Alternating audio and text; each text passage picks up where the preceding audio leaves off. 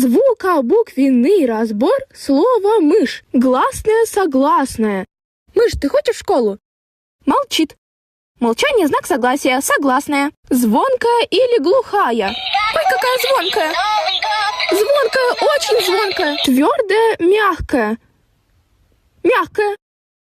Парная, непарная. У меня одна мышь, значит непарная. Ударная, безударная.